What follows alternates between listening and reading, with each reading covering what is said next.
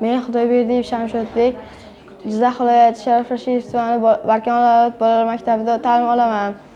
Men quyida Entry bot tanloviga quyidagi robotni yaratdim. Bu robot to'siqlarni sezadi, avtomatik sezadi-da, o'zi buriladi.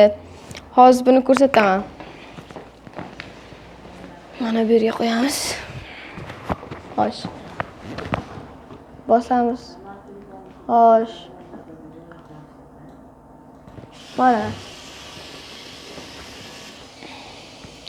O'zi avtomatik buriladi. To'siqlarni sezib.